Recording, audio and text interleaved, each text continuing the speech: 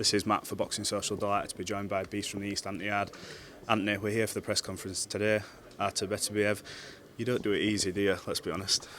As I said in the press conference, people have been complaining that I've been cherry picking, so I think I'm going to continue to cherry pick throughout my career. I feel like it's the best way. The easiest fights as possible. Every time I fight for a world title, I want to wait until it's maybe a vacant belt, or I want to wait until it's quote unquote easier opponent. I need to stop fighting these guys with 100% knockout ratios. I need to stop fighting these guys, I need to stop fighting these Russians, these guys that have a school of boxing, Olympians. I need to stop fighting these Olympians. I'm ready, man. When do you think you'll get maybe a little bit more credit that you deserve? Because Tunde keeps going about the 12 amateur fights, but you can only fight who's put in front of you. When you get to that point of fighting for a world title, you didn't back down and say, no, we don't want to fight Kovalev because the odds are stacked against us. Straight into Russia, you mentioned the conditions, luggage not turning up. You get in there, you nearly got him out of there, and that's off the back of limited amateur experience and on your record as a pro fight. At what point do you think someone will go, you know what, he's not waiting for belts to become vacant, he's taking on a guy 100% record and 100% knockout ratio? Do you think credit's coming soon? Come on the night? I feel like, when you're searching for credit and you're searching for validation, I feel like you're on the course of self-destruction. You can never ever please everybody. Yeah. It's impossible.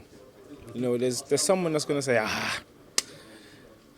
yeah, but it's perfect timing. Yeah. Well done, Frank. Well done, Anthony and his team.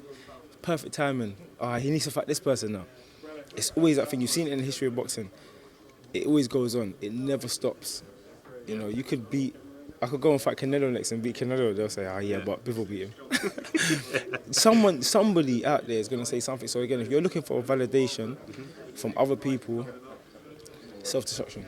Do you think this is almost sort of written in the stars for you? Forget what everyone else is saying about, it'd be great because this fight will set up Beterbiev and Bivol and all this. But for you, with what your career you've been through, the loss outside the ring with family members, to coming back and righting that wrong against Anthony, Lyndon Arthur, to now getting another shot, do you think it's almost written at your career and how it's planned out? Everything sort of happened for a reason to get you to this point? Written, stamped in ink, set in the sea, set in stone, set in the stars. That's genuinely my beliefs. And I just thank God that it's all coming to fruition. Yep. This is just my beliefs. And I'm excited, man.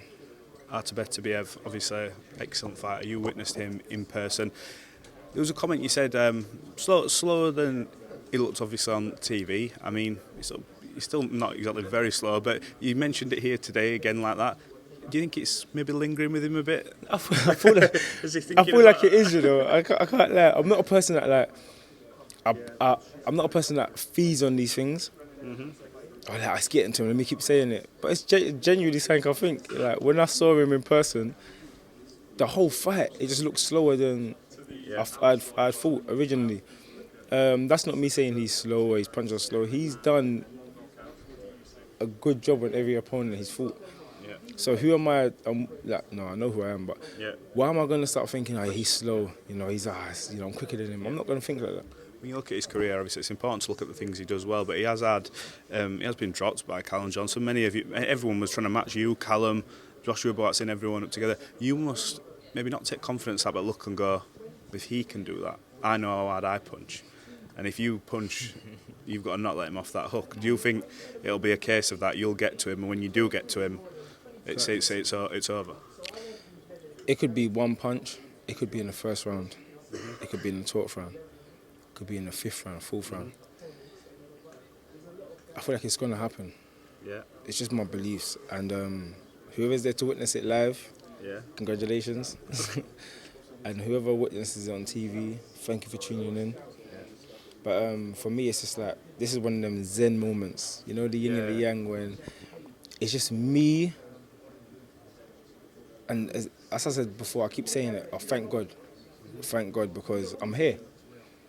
I'm at that stage again, and this time it feels right. I was going to say, is it feel different? I know you mentioned you said it, but let's go a bit more into that because you had a big chance. It was Russia. Surroundings were probably very strange for a fight week, no matter how big it was. But this time, is it a bit more like it just feels like it's meant to be? You said it perfect. It just, the feeling, it feels different. This fight here feels different. Everything about this occasion feels different. It feels right, should I even say.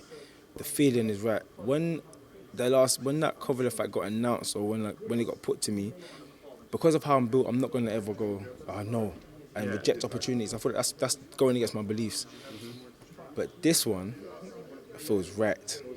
Yeah. Right. In terms of history books, in terms of how it was done, everything combined, this feels right. When you look back at obviously Kovalev and the adversity you suffered with fighting in lockdown, obviously we mentioned losing outside the ring, came back avenging it. How much of a better fighter are you from the Kovalev defeat than you are now? Do you feel you've seasoned enough and you've sort of I suppose you have to have thick skin to go through what you've been through. Yes. But do you feel that you're a much improved fighter since then?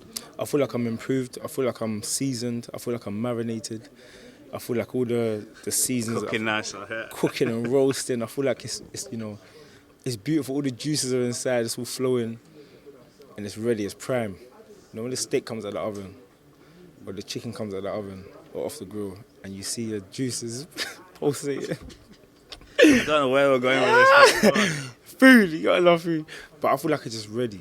Yeah. I feel like it's this one just feels right. In terms of experience, again, it's impossible for me to get as much experience as this man.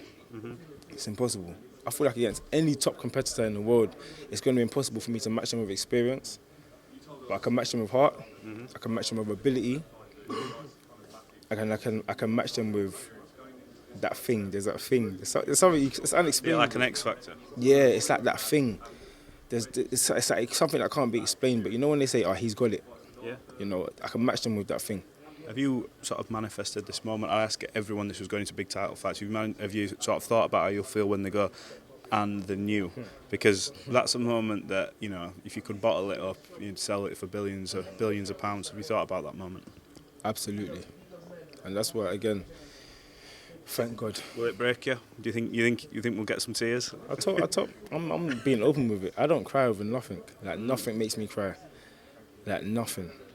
Tears do not come out my eyes, so I feel like that's why I sweat so much, or that's, you know, because tears do not come out my eyes. But you see this one, I feel like this is gonna be one that you just go because it's like I don't feel like it's gonna be controllable because of how everything's happened. If you look at my story and look at my life and how it's all gone,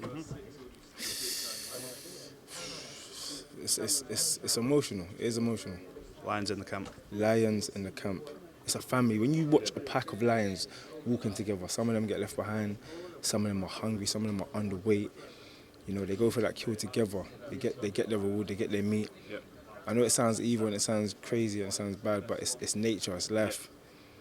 And then there's that reward of, you know, you all feast together and then you're on to the next. And yeah, thanks for talking to Boxing Social. We wish you all the best. It's going to be a good fight and we'll be there on the night. Appreciate it. Thank you, bro.